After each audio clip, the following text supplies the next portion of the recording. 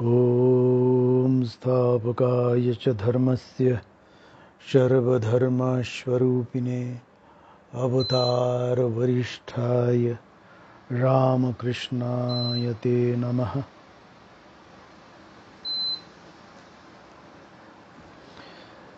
पिछली बार हम लोगों ने 11 नंबर सूत्र नारद भक्ति सूत्र के उस पर चर्चा हम लोगों ने किया, सुना।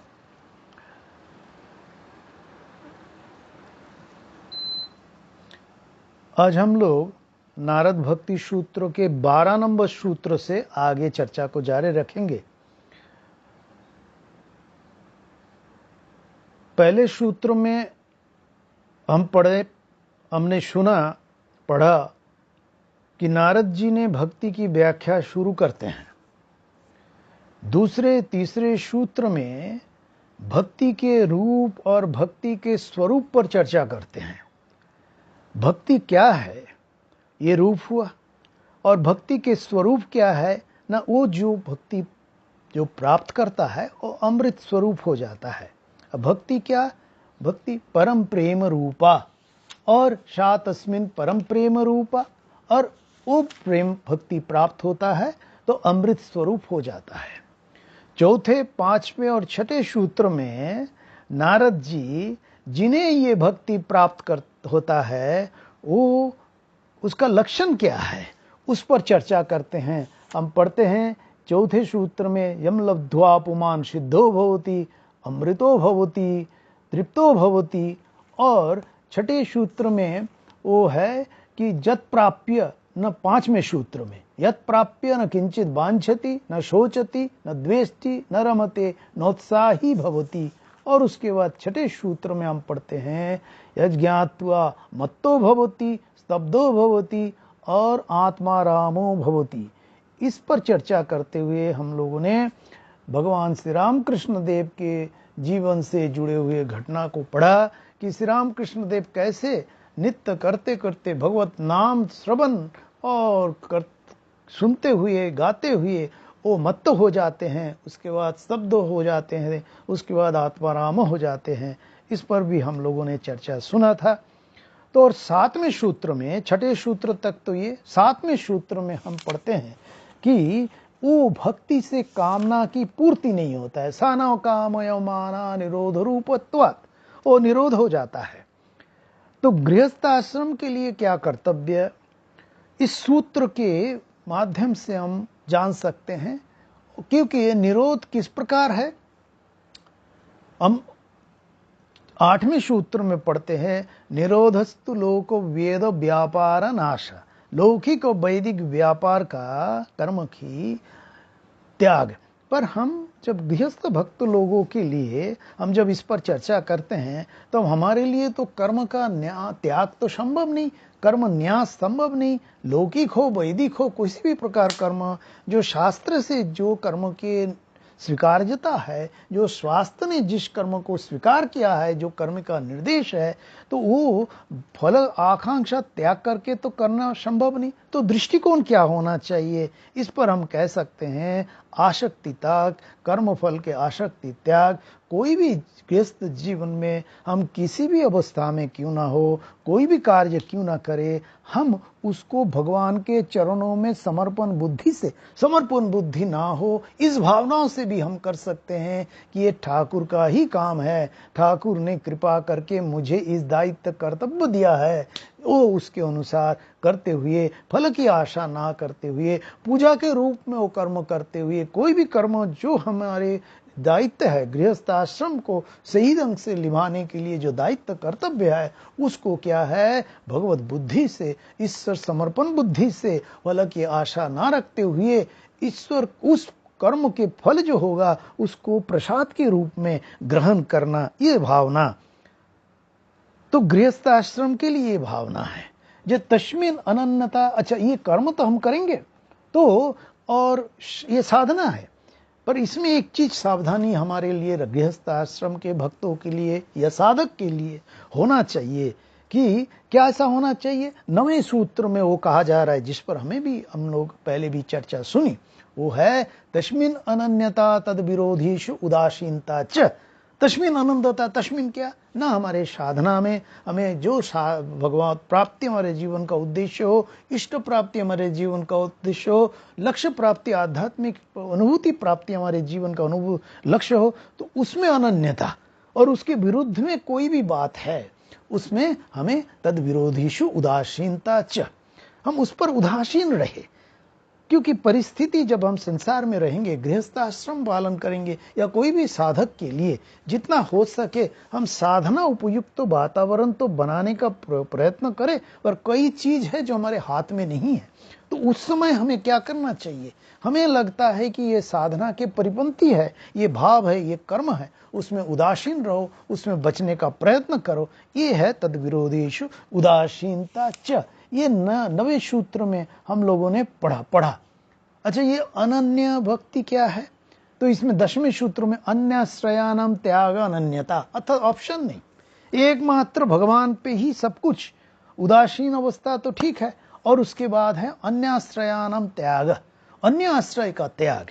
ये तो कर रहे हैं जो भक्त भक्ति लाभ करने के लिए, भक्त होने के लिए जो साधन भजन हम तो सब कर रहे हैं, पर उसके साथ हमारा इष्ट जो है, लक्ष्य है, जो प्राप्ति है, वो एक ही हो और कोई नहीं। इधर भी इसको भी पकड़े, उसके भी पकड़े, उधर गए, वो अच्छा लग रहा है, वो बाबा जी ऐसा कह दिया, उनके पास जाएंगे तो ये मिल जाएगा, वो मिल जाएगा। ये मिलने वाला भाव जो है, अर्थात ये सांसारिक बुद्धि से ग्रसित जो भाव है, उस भाव से हमें अपने लक्ष्य से भटका देता है। अब भगवत प्राप्ति की वासना कामना जो है, इससे तो वासना कामना में नहीं आता है। ठाकुर जी ने भी कहा, पर वो हमें समझ में आएगा ये वासना कामना किस रूप में हमारे साथ है।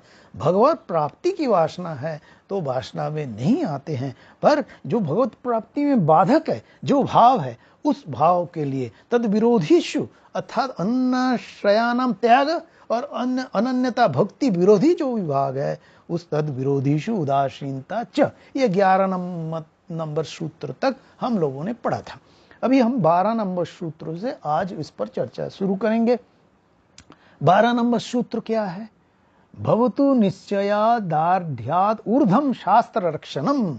निश्चयादार्ढ्यात् विश्वास दृढ़ता के साथ ऊर्ध्वं न होते तक, अर्थात आध्यात्मिक अनुभूति प्राप्त ना होते तक, भगवत प्राप्ति ना होते तक, शास्त्र रक्षणम, शास्त्र के वाक्य के अनुसार चलना, वही शास्त्र का रक्षा होगी। अर्थात शास्त्र के रक्षा करना हमारा साधक के लिए कर्तव्य है। हमारा लक्ष्य को प्राप्ति के लिए साधना के अनुसार चलना है। तद विरोधी उदासीनता भी है, पर शास्त्र व्याख्या का रक्षण, इष्ट निष्ठ जब तक दृढ़ नहीं होते हैं तब शास्त्र के अनुसार चलना।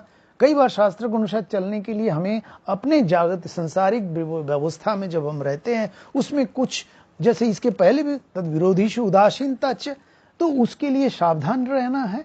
और इष्ट निष्ठा जब तक दृढ़ हो जाता है, जब तक पक्के नहीं हो जाता है, तब तक शास्त्र का अनुसरण करके चलना जरूरी है। कई बार हम लोग तीर्थ दर्शन में जाते हैं, तीर्थ के अनुसार शास्त्र के हमारे जो भाव है, हमारे जो भगवत प्राप्ति के प्रयास है, साधना है, उसमें तीर्थ में विशेष तीर्थ दर्शन, अर्थात भगवत दर्शन, आश्रम जाना, भगवत चर्चा सुनना, ये हमारे लिए एक साधना में सहायक सिद्ध होता है। पर कई बार इस ऐसी परिस्थिति में जाने के बाद भी हमें कई बार उल्टा सुनने को मिलता है। कई बार हम भगवत आश्रम में आते हैं भगवत चर्चा सुनने के लिए, हमें कुछ शांति प्राप्त करने के लिए, पर यहाँ आके भी उस तरह की चर्चा, उस तरह के विषय की चर्चा, उस तरह के वातावरण, उस तरह के पॉलिटिक्स हम जब सुनते हैं, तब वो विरोधी भावना हमारे लिए कुछ मुश्किल हो जाता है। तो क्या हम वो आना छोड़ दें? नहीं, आना नहीं छोड़ेंगे।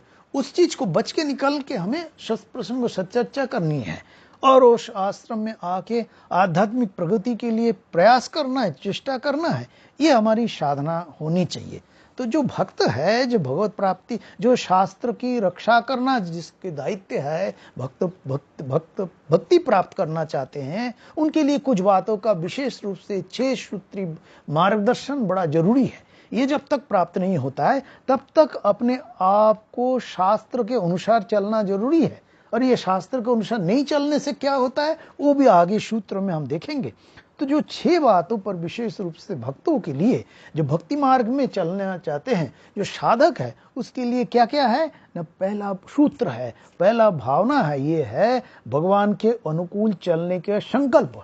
देखो, अभ्यास से ये हमारे संस्कार के अंगीभूत हो जाता है। अभ्यास न तो कौनते, भगवान गीता में भगवान कह रहे हैं, और वो तो अभ्यास करना, अर्थात भगवान के अनुरूप चलने का अभ्यास करना बहुत जरूरी है। और दूसरा, जो भगवान के अनुरूप चलने के प्रतिकूल जो विषय है उसका त्याग, ये अन्नाश्रयानाम त्याग हो सकता है, उनके प्रतिकूल चलने का जो भी विषय है उसका त्याग। और तीसरा, संकट के समय भगवान हमारी रक्षा करेंगे, ऐसा विश्वास हमारे भीतर हो, इसकी अभ्यास करना। संकट के समय एकमात्र भगवान ही हमारा सहारा है। अन्नाश्रयानाम त्याग, जब पढ़ते हैं ना, ये नारद भक्ति सूत्र में आए, अन्नाश्रयम त्याग इति अन्न त्याग अनन्यता। उसके बाद चौथे, संकट आने पर भगवान को ही पुकारेंगे, ईश्वर ही हमारा सहायता करेंगे, ऐसा एकदम विश्वास। इस विश्वास को बढ़ाने के लिए भी अभ्यास करना जरूरी है, बार बार करना जरूरी है। पांचवा, हर समय अपने आप को भगवान के चरणों में डाले रखने की चेष्टा।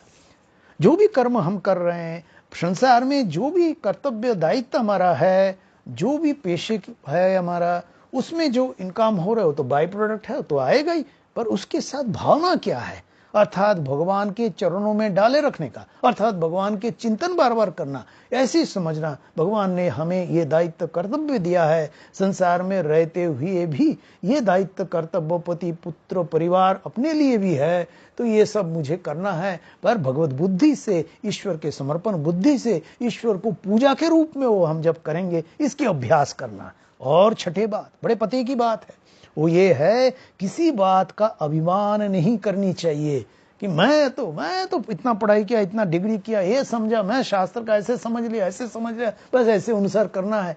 ये जब आ जाते हैं तब दरवाजा बंद हो जाता है।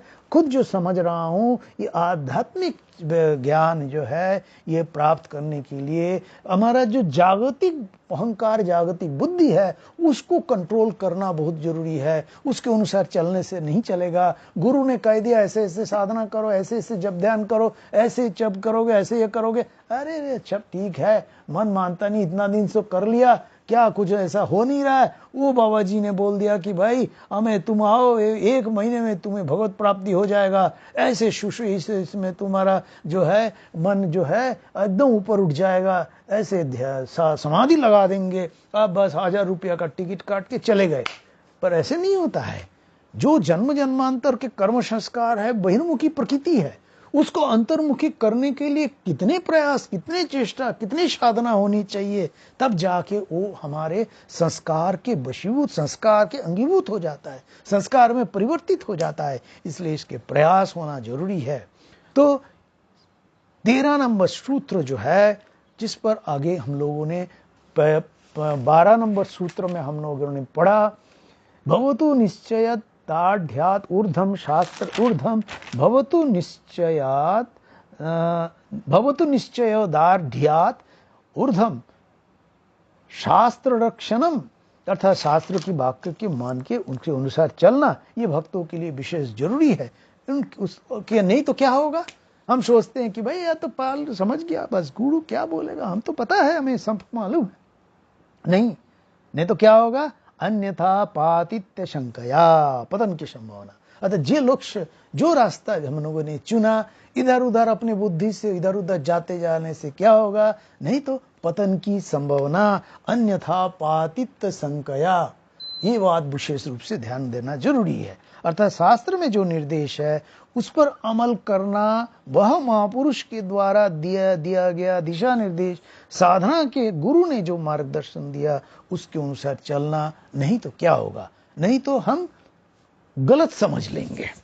जैसा कि हम लोगों ने देखा कि पहले जमाने में, उस समय की बात है, एक समय की बात है, जो वेद हमारा शास्त्र है, वेद हमारा धर्म ग्रंथ है, पर एक समय ऐसा भी था जहां वेद का कर्मकांड ही वेद समझ जाता था, पर वेद में कर्मकांड और उसके साथ ज्ञान कांड भी है। जबकि बाद में ज्ञान कांड की एक्सेप्टेंस कैसे आई, नहीं तो कर्मकांड में कैसे, कर्मकांड में साधारण तो वेद के दो भाग है, एक है संहिता, एक ब्राह्मण अंश, और ज्ञान कांड में आरण्यक उपनिषद। संहिता भाग में देवी देवताओं के कई प्रकार, देवी देवताओं के स्तुति, उसका हवन कैसे करे, उसका कैसे पूजा करे, कैसे यज्ञ करे, आदि आदि, और उसको क्या लाभ होगा नहीं होगा, इस पर भी चर्चा है। पर ब्राह्मण भाग के पर्टिकुलर किसी देवता को, किसी चीज को प्राप्त करना चाहते हो आप, तो कौन देवता की पूजा करना चाहिए, कैसे करना चाहिए, किस प्रकार फल प्राप्ति होगा, इसकी विस्तार से व्याख्या है। तो ये सामान्यतः मनुष्यों की जो स्वाभाविक प्रवृत्ति है, स्वार्थपर भावना है, मुझे ऐसा मिल जाए, हर समय अपने अपने लिए ये सोचते हैं, सब संसार के भोग सुख मेरे क्या होगा, मुझे ये प्राप्त होना चाहिए, मुझे और सुख सुविधा चाहिए, आदि आदि स्वार्थपर भावनाओं से प्रेरित होकर कर्म करते हैं।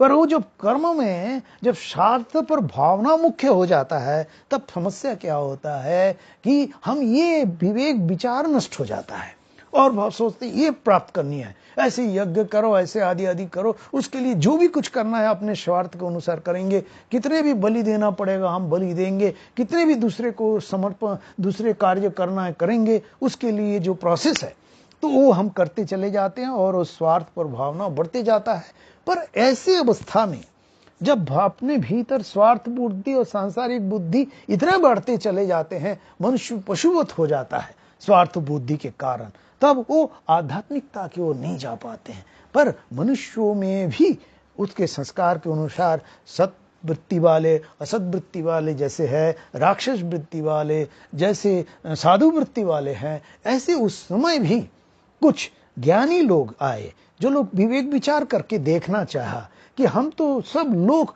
वो कर्मों के पीछे और कर्मों के फल के पीछे दौड़ रहे हैं, संसार में भोग सुख सुख सुविधा हमारे लिए अपने लिए सोचते चले जाते हैं और सोचते हैं कि मुझे कैसे ये प्राप्त हो, मुझे कैसे प्राप्त हो, उसके लिए जो भी कुछ करना है हम करेंगे, और उसके लिए यज्ञ की व्यवस्था है, फल आकांक्षा की बात है, और उसके बाद ये सोचते हैं कि इससे भी बेटर, इससे भी बेटर, और भोग सुख हमें कैसे प्राप्त हो, और फल हमारे सुख सुविधा कैसे प्राप्त हो। तो एक कल्पना के नृत्य से लोगों के भीतर ये भाव घुस गया था कि ऐसा एक लोक है जिसको हम स्वर्गलोक कहते हैं, ये पुण्य करोगे तो ये स्वर्ग प्राप्ति होगा, वहां ऐसा शोक मिलेगा, वहां ऐसा। तो उसके लिए किसको खुश करे, ना देवी देवताओं को खुश करे, अपने ओर से देवी देवताओं की कल्पना। ये खराब बात है, ये नहीं कह रहा हूं। इससे क्या होता है कि कर्म करने की प्रेरणा तो हो, नहीं तो अकर्म करेगा। अच्छा, शास्त्र युक्त तो कर्म करो तो उसका एक फल है, पर ये भूल जाते हैं कर्म का फल है जैसे वो भी सीमित है। कर्म जो कर्मजन्य जो फल है उसका भी समाप्ति हो सकता है, और जो ये नहीं मान के सिर्फ कर्मों की फल की प्राप्ति के लिए कार्य करते हैं, अच्छा बुरा जैसा भी हो तो उसका फल उन्हें भोगना पड़ता है, पर उसका भी एक सीमितता है। उस सीमित वो लिमिटेशन खत्म जैसे हुए क्षीणे पुण्यमर्तलोके विशंति। पर ये जो ज्ञान कांड में है, जो वेदांत की बताया गया है, जिसका निचोड़ जहां है, जब कुछ मनुष्यों ने कुछ विचार किया कि ये कर्म का फल तो समाप्त हो जाता है, तो क्या करें जो ये कर्मों का फल समाप्त ना हो, क्या करे, ऐसा कुछ कर्म करे जो बार बार हमें जन्म मरण चक्र में आवर्तित ना हो सके, हो ना पाए। तो उसके लिए उन्होंने सोचना शुरू किया। तो ये हम देखते हैं शंकराचार्य महाराज भी इस पर व्याख्या किए हैं, इसका टीका टिप्पणी की है। तो हम मुंडक उपनिषद में पढ़ते हैं। मुंडक उपनिषद में दूसरे खंड के एक जो विचार है, जो मन में विचार होना चाहिए, जो ज्ञान विचार की बात करे, विवेक विचार की बात करे, वो 7वें मंत्र में है। उपनिषद का सब मंत्र कहा जाता है कि इसका अनुभव को अपनी भावनाओं से ऋषि ने व्यक्त किया है। ऋषय मंत्र दृष्टा रह, तो ये मंत्र है, उसमें ऐसा है। मुंडक उपनिषद के द्वितीय खंड के 7वें मंत्र में, प्लबा ये ते अद्रिरा यज्ञ रूपा अष्टादशक्तम अवरम येषु कर्म एतत् श्रेय ये अभिनंदन्ति मूढ़ा जरा मृत्युम ते पुनरेवापि यन्ति। ये अपने अनुभव से जो ज्ञान की चर्चा करते हुए जो सचमुच में से भक्त स्वर्गों की सुख भोग की बात करते हैं, करते करते जो लोगों के भीतर विवेक विचार जागा, जो भाई ये तो समाप्त हो जाता है। तो क्या है जिसको जानने के बाद और कुछ पाना जाना जरूरत नहीं रहता है, पाने को बचा नहीं रह जाता है। तब उसके बाद वो ऐसे विचार किया, प्लवा ये ते अद्रिरा यज्ञ रूपा। वो कहने लगे, दूसरे को भी कहने लगे, अरे तुम जो ये यज्ञ कर रहे हो, 16 ऋत्विक और 2 यजमान 18 लोग, ये जो अद्रिरा, ये अस्थिर और प्लव अर्थात विनाशकारी ये जो कर्म कर रहे, ये भी नष्ट हो जाएगा, इसका फल भी नष्ट हो जाएगा। तुम भले ही इसके लिए कर्म कर रहे हो, पर तुम्हारा असली कल्याण तो वो है जिसको प्राप्त करने के बाद तुम्हें और सुख भोग दुख भोग कुछ नहीं होता है। वो क्या है उसको जानो, इसलिए हमारे सामने रखा। उसके वो जग के बताए तो क्या करोगे। शास्त्र हमें दिशा निर्देश देते हैं, जब इसके मन में ये समझ जाओ, ये विवेक विचार आ गया, तब क्या करोगे। परीक्षा लोकान कर्मचितान ब्राह्मणों, ये मुंडक उपनिषद में उसके बाद 12 नंबर वाला द्वितीय खंड में 12 नंबर जो मंत्र है उसमें परीक्षा लोकान कर्मचितान ब्राह्मणों निर्वेद माया नस्त कृत कृतेन तद विज्ञानार्थम स गुरुमेवाभिगच्छेत् शमित पाणि श्रोत्रियम ब्रह्मनिष्ठम। परीक्षा लोकान, विवेक विचार करो, ज्ञान विचार करो, सोचो, चिंतन करो। इसीलिए हमारे शास्त्र में श्रवण मनन निधिध्यासन की बात है। मनन करना, निधिध्यासन करना, वो कर्मचितान, ये कर्मजन्य जो फल है, ये ब्राह्मण अर्थात ब्राह्मण मतलब ये ब्राह्मण जाति से नहीं, जो ब्रह्म को जानना चाहता है, पुरुष स्त्री दोनों हो सकता है। हमारे शास्त्र में दोनों को समान अधिकार दिया गया है, इसलिए यज्ञ में भी कर्म कांड में भी दोनों को लगता है। गृहस्थ जीवन में पति पत्नी कर्म कर सकते हैं, यज्ञ कर्म कर सकते हैं, संविधान था, दोनों को बैठाना जरूरी रहता था। तो इसलिए दोनों को बैठाते। जो साधन ये तुम करते हो, तो जो ब्रह्म को जानना चाहते हो, जानना जीवन का उद्देश्य है, जो साधन करना चाहते हो, जो कुछ प्राप्त करना चाहते हो, उसको कर्म को तुम सोचते हो कि यही सब कुछ है, नहीं, ये नष्ट होता है। निर्वेद माया नस्तकृत कृतेन, तो उसके बाद कर्मजन्य ये जो भी कुछ फल है, जो ये माया है, कामनाओं के द्वारा इसको निरीक्षण करो और मुक्ति प्राप्त करने का कोशिश करो। और जब करोगे, जब ऐसा होगा तब क्या करना है तुम्हें। उसके बाद ऐसा नहीं शास्त्र पढ़ने से शुभ नहीं होगा, शास्त्र का गलत व्याख्या गलत समझ भी हो सकता है। तद विज्ञानार्थम, उस ज्ञान को पाने के लिए अपने आप को शास्त्र पढ़ के, किताब पढ़ के साधना शुरू नहीं करनी है, पतन की असंभावना है। इसलिए क्या करना है, गुरु मेवा विगच्छेत्, ऐसे गुरु के पास जाओगे, गुरु के पास समर्पण बुद्धि के साथ जाओगे, अहंकार के साथ नहीं है। गुरु जी बताइए हमें भगवान पाना है, क्या पाना है, कैसे पाना है, बताइए आप, ऐसे नहीं। समित पानी उस जमाने में काष्ठखंड लेके समर्पण, यज्ञ का प्रधान, आहुति का प्रधान, यज्ञ के प्रधान चीजें था वो, उसको लेके समर्पण बुद्धि से गुरु के पास जाके उसके चरणों में समर्पित करना है। किस प्रकार गुरु, श्रोत्रियम ब्रह्मनिष्ठम, ब्रह्मनिष्ठ गुरु के पास जाओ, जो ब्रह्म को जाना है। ऐसे गुरु के पास जाके तुम्हें उस चीज को प्राप्त करने के लिए, गुरु से ज्ञान प्राप्त करने के लिए तुम्हें अपने आप को गुरु के चरणों में समर्पण करना पड़ेगा। तो ये मुंडक उपनिषद में हमें ये दिशा निर्देश देते हैं, सिर्फ मुंडक उपनिषद में नहीं, हम मुंडक उपनिषद के जो निचोड़ है, जिसको हम भगवत गीता कहते हैं, भगवत गीता में भी हम ये पाते हैं। और ये शास्त्र के अनुसार चलने के ये जो मार्गदर्शन शास्त्र हमें दिया जा रहा है, वो किस प्रकार है, कैसा करना चाहिए, भगवत गीता में भी हम पढ़ पाते हैं इसको। 16वें अध्याय 16 चैप्टर, 16वें अध्याय 16 चैप्टर में भगवत गीता में हम पढ़ते हैं। और उस श्लोक नंबर 23 उसमें क्या पढ़ते हैं हम,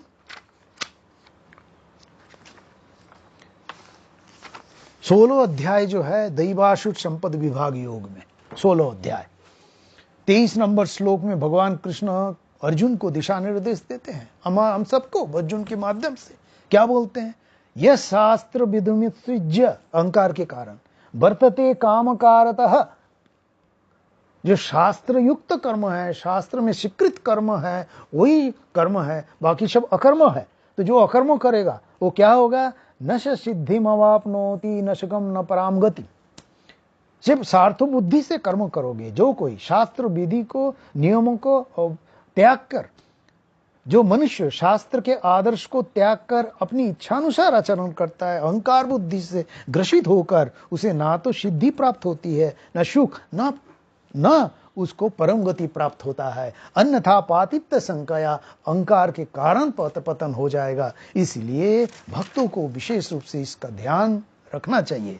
उसके बाद दूसरे सूत्र में 24 नंबर श्लोक में भगवान कह रहे हैं, तस्मात् शास्त्रम प्रमाणम ते। पहले तो बोले पतन क्या होगा नहीं होगा वो बता दिया, उसके बाद बोले इसीलिए तस्मात् शास्त्रम प्रमाणम ते कार्य कार्यो व्यवस्थितो ज्ञात्वा शास्त्र विधानोक्तम कर्म कर्तुम मिहारोषि। अर्थात कार्य अकार्य की व्यवस्था के विषय में शास्त्र ही तुम्हारे लिए प्रमाण है। किसको सहारा मानोगे? इस कर्तव्य विषय में शास्त्र में उपनिषद कर्म से अवगत होकर उसे करने के निमित्त योग्य हो जाओ, तुम अपने आप को योग्य बनाओ। और दूसरी बात है, इसलिए भक्तों के लिए विशेष रूप से शास्त्र का रक्षण के साथ साथ ये भी जरूरी है, गुरु के मार्गदर्शन के अनुसार जो साधन पथ हमने अवलंबन किया है, साधना करना चाहते हैं तो जरूरी है गुरु के मार्गदर्शन के अनुसार साधना करना, नहीं तो अन्यथा पातित्य शंकया, अहंकार हमें शास्त्र का व्याख्या गलत व्याख्या करके और कहेंगे कि भाई शास्त्र में ऐसा लिखा है, शास्त्र में ऐसा लिखा है। इस पर विशेष ध्यान देना जरूरी है भक्तों के लिए विशेष रूप से, अन्यथा पातित्य शंकया। इसलिए भगवान कह रहे हैं कि इसलिए 14 नंबर सूत्र में भी वही बता रहे हैं, ये साधन तो करो, गृहस्थ जीवन में हमारा कर्तव्य दायित्व शास्त्र के अनुसार कर्तव्य कर्म करो, पर कर्तव्य कर्म करने के साथ साथ ये भी ध्यान रखा, जो तुम्हारी ये शरीर रक्षा के, शरीर आद्यम खलु धर्म साधनम, शरीर तुम्हारी साधना के कारण है। और से पर ये भी ध्यान रखना चले पड़ेगा, शरीर ही एकमात्र लक्ष्य उद्देश्य ना हो जाए। शरीर के माध्यम से शरीर को स्वस्थ रखते हुए साधन भजन करना है, अपने लक्ष्य को प्राप्त करना है। इसीलिए यहाँ दिशा निर्देश 14 नंबर सूत्र में है, लोकेपि तावदेव भोजनादि व्यापारस्तु अशरीर धारणावधि। अर्थात जब तक निश्चय में दृढ़ता, अर्थात शास्त्र में जब तक निश्चय बुद्धि दृढ़ता ना आ जाए, सचमुच में हमारे भीतर भक्ति की भावना आ जाए, अनन्यता अनन्य भक्ति ना आ जाए, तद विरोधीषु उदासीनता ना आ जाए, तब तक अपने लौकिक और वैदिक कर्म करते रहना है। नहीं तो नहीं चलेगा, करना है, पर किस प्रकार करना है इस पर हम लोगों ने चर्चा किया। और उसके साथ साथ शरीर की रक्षा के लिए भोजन आदि प्रयोजनीय कर्म तब तक शरीर है तब तक करना पड़ेगा, क्योंकि भोजन आदि संसार में रहना है तो शरीर को जरूरी है। शरीर के माध्यम से ही हम अपने भगवत प्राप्ति करेंगे, अपने लक्ष्य को प्राप्त करेंगे। इस पर विशेष रूप से ध्यान देना जरूरी है।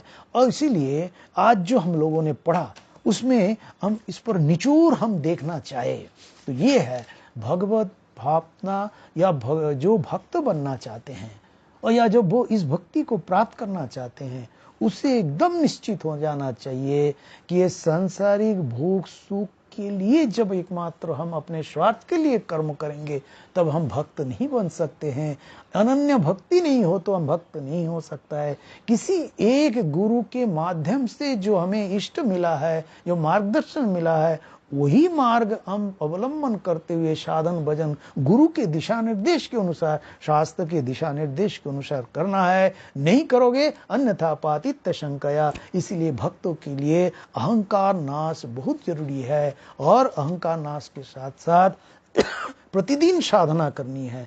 प्रतिदिन अपने जीवन के लक्ष्य को प्राप्त करने के लिए प्रतिदिन हर मुहूर्त प्रयास करना चाहिए। इसलिए आध्यात्मिक जीवन जो है ये कुछ घंटों के लिए नहीं, हर 24 घंटे, हर मुहूर्त, हर समय हम अवेयरनेस के साथ, सचेतनता के साथ, अपने लक्ष्य के प्रति निष्ठा को, श्रद्धा के साथ उस चीज को प्राप्त करने के लिए जो कर्तव्य शास्त्र में दिशा निर्देश दिया गया है उसके अनुसार कर्म करना और उसके अनुसार कर्म करते हुए अपने आप को उस अवस्था में, उस लक्ष्य को प्राप्ति के लिए योग्य बनाना। ये योग्य बनाना जरूरी है। उसके लिए बड़ा प्रयास करना पड़ता है, बड़ा समर्पण की भावना लाना पड़ता है, बड़ा साधना की बात है।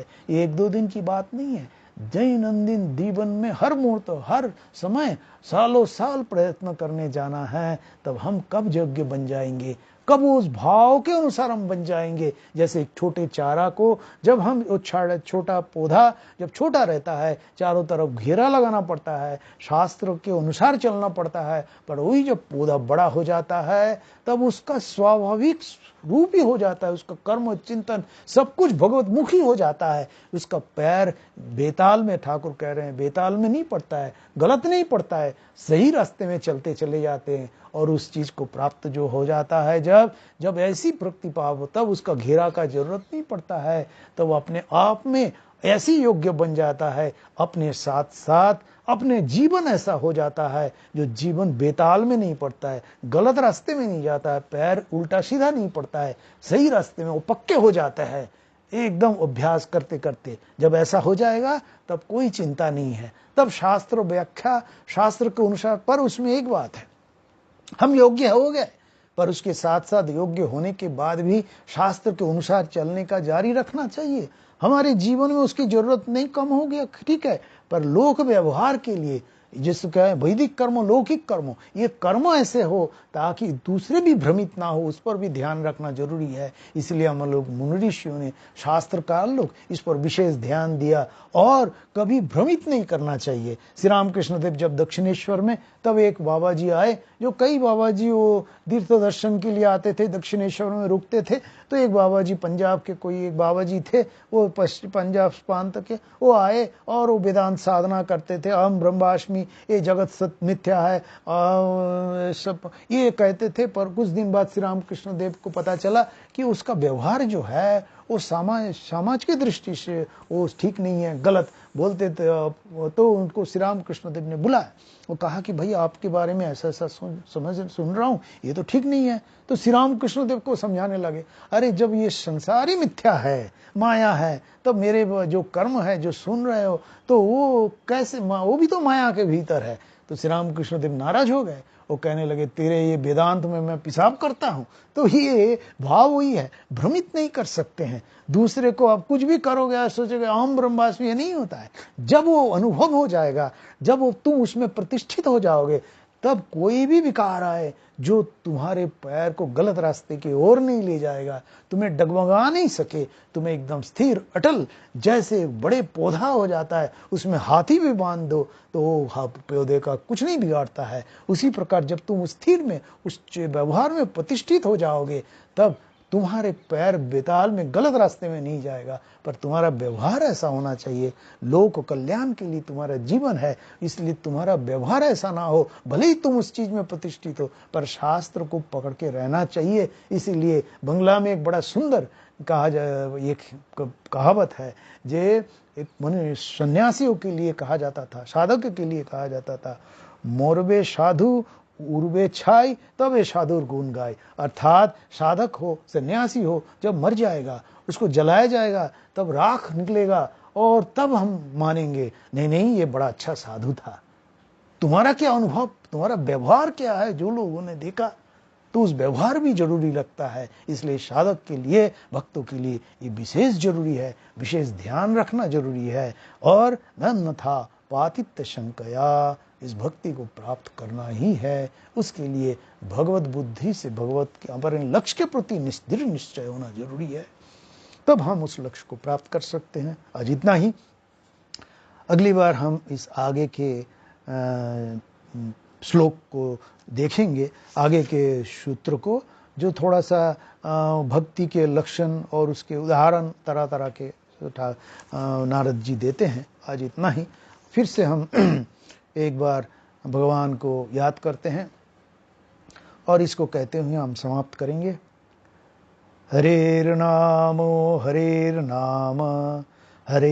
नामैव केवलम, कलो नास्त्येव नास्त्येव नास्त्येव गतिरन्यथा। ओम शांति शांति शांति। हरि ओम तत्सत। श्री राम कृष्णार्पणमस्तु।